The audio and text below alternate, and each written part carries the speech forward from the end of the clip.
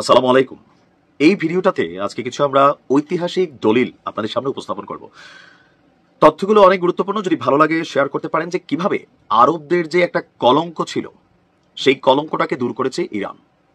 আপনাদের খেয়াল থাকার কথা আমি বলছিলাম যে এই ইসরায়েলের কাছে আরবরা দুইবার হারছিল, তবে ইতিহাসে 3টা যুদ্ধকে কাউন্ট করা হয়, যার মধ্যে 3 নাম্বার যুদ্ধটা ছিল সবচেয়ে বড় বা শোচনীয় পরাজয় হয়েছিল আরব রাষ্ট্রগুলোর। এটা আমরা বলি না যে আপনার জর্ডান কেন ইসরায়েলকে সাপোর্ট করে অথবা তাদের আকাশ প্রতিরক্ষা ব্যবস্থা ইসরায়েলের পক্ষে ব্যবস্থা করে, এটার ব্যাকগ্রাউন্ড সহ আজকে আমরা ব্যাচগুলো তথ্য দিচ্ছি যে কিভাবে ইরান সকল রেকর্ড ভেঙেছে। 1967 সালের 5 জুন, আপনার 5 জুন থেকে 10 জুন পর্যন্ত আরব এবং ইসরায়েলদের মধ্যে যুদ্ধ শুরু হয়েছিল।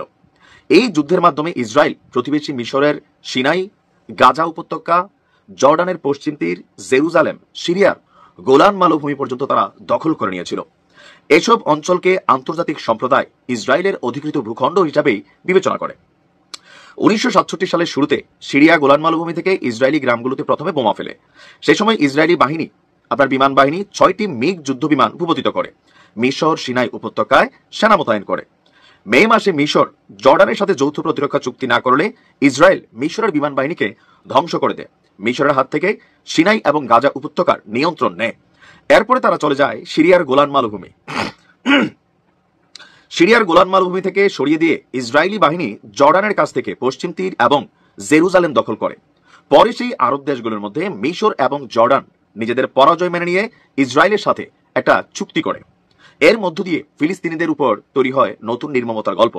1979 সালে ইরানে ইসলামী বিপ্লবের পর ইসরায়েলের সঙ্গে সম্পর্ক ছিন্ন করে তেহরান। শুধু তাই নয়, ইসরায়েলকে শত্রু হিসেবে ঘোষণা দিয়ে রাষ্ট্রনীতি প্রণয়ন করে। আর এরপর থেকে একে অপরকে অস্তিত্বের জন্য হুমকি ভাবতে শুরু করে ইসরায়েল এবং ইরান। 1979 থেকে 2025 এই 46 বছর ধরে একে অপরের প্রতি ছোটখাটো হামলা মামলা এগুলা চলছিল। কিন্তু গত শুক্রবার থেকে যে অভিযান চালাচ্ছে ইরান এবং ইসরায়েল, ইরান একা আরবদের যে 6 দিনের দুঃখের কলঙ্কের অধ্যায়, যে 3টা রাষ্ট্র মিলা ইসরায়েলের কাছে শোচনীয় পরাজয় বরণ করছিল, এর আগের ইতিহাসগুলো সেম। সেখানে ইরান এবার একা শুক্রবার তো আজকে শুক্রবার 8 দিন লড়াই করছে। এমনকি ক্ষয়ক্ষতির পাল্লাটা যদি আপনি হিসাব করেন, লাভ লসের পাল্লাটা হিসাব করেন, ইরান এগিয়ে আছে।